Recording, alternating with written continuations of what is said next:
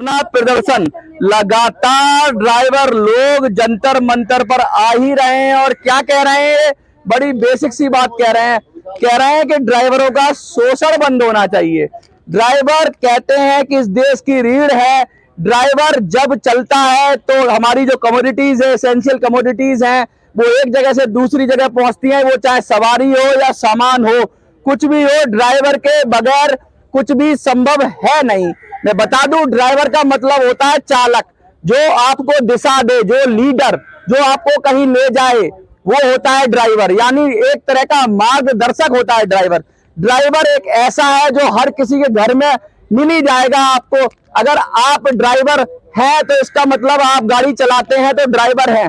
बेशक आप कमर्शियली ना करते हो, लेकिन ड्राइवर हर घर में होता है। ड्राइवरों की संख्या इतनी है पूरे देश के अंदर कि एक बार अगर आवाज लगा दें तो सरकारों की नींदें उड़ जाएं, क्योंकि हर घर में ड्राइवर है। और उसी कम्युनिटी से आज हम बात करेंगे, ड्राइवरों का शोषण। हर घर में ड्राइवर है जी, हर जगह ड्राइवर है। बिल्कुल। कहते हैं कि ड्राइवर ऐसा होता है, मैंने कहा कि वो लीडर होता है, आपको ले जाता है, सही सलामत पहुंचाता है। किसी पर भगवान के बाद अगर आप भरोसा करते हो तो वो ड्राइवर पर करते हो, क्योंकि आप निश्चिंत होकर गाड़ी में सो जाते हो और ड्राइवर जागता रहता है और सारी समस्याओं से लेकर घर तक पहुंचाता है। ऐसे ड्राइवर को तो हमें बहुत ऊंची पदवी देनी चाहिए। आज वो जंतर मंतर पे खड़ा हुआ है। क्या हो गया, ऐसा क्या हो गया, ऐसी क्या चीज हो गई कि देवेंद्र मुदगल को और उनके साथियों को और अब साथियों को खड़ा होना पड़ गया जंतर मंतर पे? सर, मैं ये बताना चाहता हूँ, सबसे पहले आपने ड्राइवर के बारे में बहुत अच्छी बात कही है। हमें जब बैच की ट्रेनिंग दी जाती है ना, तो उस वक्त बताया जाता है कि ड्राइवर की तुलना भगवान से की गई है। महाभारत में भगवान श्री कृष्ण अर्जुन ड्राइवर थे जी, सारथी थे। तो ड्राइवर की तुलना भगवान से की गई है। जब हमें बैच की ट्रेनिंग दी जाती है, ये बताया जाता है। और आज इस सारथी के साथ ये ऐसा अन्याय हो रहा है, इनको अपनी दाल रोटी चलानी मुश्किल हो रही है। इनको जो ओला, उबर, फलाना जितनी बेस्ट कंपनियां हैं, ये इनका शोषण कर रही है। इनसे 40 जब आए थे तो कहते हैं कि बड़ा सुगंधित था, 30%, 40% सब भागे, अच्छी अच्छी नौकरियां छोड़ के ड्राइवर बन गए कि भाई यार ओवल, मतलब हाथी के दांत खाने के कुछ और दिखाने को। जैसे जैसे मामला जमता गया, जैसे जैसे चीजें सेट होती गई, कमीशन घटता गया और अब स्थिति ये आ गई है कि तू हट दूसरा तैयार है। बिल्कुल सर, यही हो रहा है आज बिल्कुल आपने बिल्कुल सही फरमाया, यही हो रहा है। शुरू में इन्होंने कमीशन दिया, ड्राइवर को बहुत सारी लालच दिया, जो इंडिविजुअल जो अपना था वो खत्म कर दिया मार्केट। हाँ जी। और अब वही कंपनियां इनका शोषण करने आ गई है। मैं बता दूं भारत में क्या होता है। भारत के अंदर जो मॉडस ऑपरेंडी है, बड़ी बड़ी कंपनियां आती हैं, लुभावनी चीज देती हैं। जैसे अभी किसान आंदोलन में सरकारें कह रही थी कि 3 बिल लाएंगे। वो क्या कह रही थी? वो कह रही थी बड़ी बड़ी कंपनियां आएंगी, तुम्हारा उत्पाद खरीदेंगी और तुम आगे बढ़ जाओगे। सेम ड्राइवरों के साथ हुआ। ओला ओवर आई, अच्छा मुनाफा दिया, फ्री में राइड दी, कस्टमर भी खुश, ड्राइवर भी खुश। धीरे धीरे जैसे ही जाल फंस गया, अब मोनोपोली हो गई 2-3 लोगों की। जो पूरा इंडिविजुअल बिजनेस था, टैक्सी स्टैंड थे, जगह जगह टैक्सियां थी, सपोर्ट था, सब खत्म कर दिया। क्योंकि हमारा अपना सिस्टम जो डिसेंट्रलाइज सिस्टम था, उसको सेंट्रलाइज बनाया।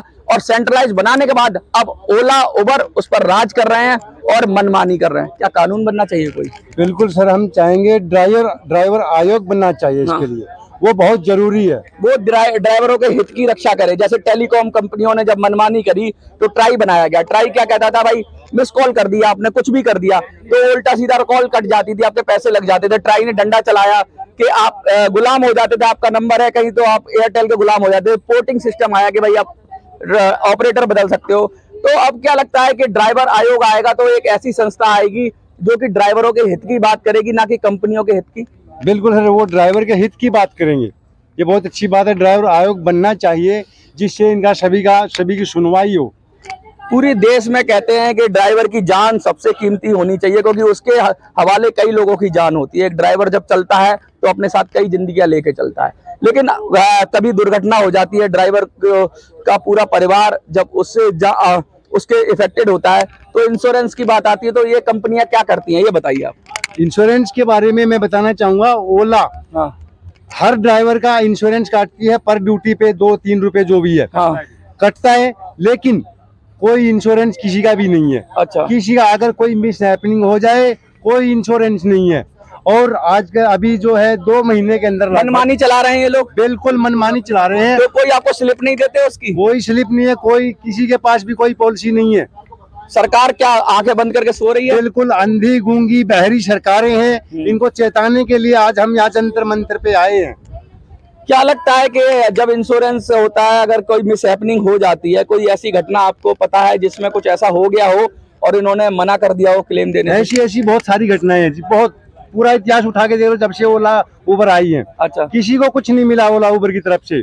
और दूसरी ये बात क्या है, यूज एंड थ्रो वाली बात है कि जब तक मौका है नई गाड़ी लगा दो तो चला दो, गाड़ी भी कंडम हो जाएगी, ड्राइवर भी कंडम हो जाएगा, पैसे भी खत्म हो जाएंगे, और जब कुछ देने की बारी आएगी तो टाटा बाय बाय, चलते हैं हम। बिल्कुल सर, ऐसा होता है जब कभी ऐसी बात होती है तो जैसे कि अभी कोई कस्टमर बुक करता है, ये भी चल रहा है। कस्टमर बुक करी और वो ले जाके ड्राइवर की हत्या कर देते हैं, तो क्या होता है, वो अपने कस्टमर उसमें से ऐप में से डेटा उड़ा देते हैं कि ये गाड़ी हमारे पास चलती ही नहीं है, ये हमारा है ही नहीं, ये हमारा है ही नहीं, ना खाता ना भाई, जो ओला उबर कहे वही सही। बिल्कुल वही हो रहा है जी।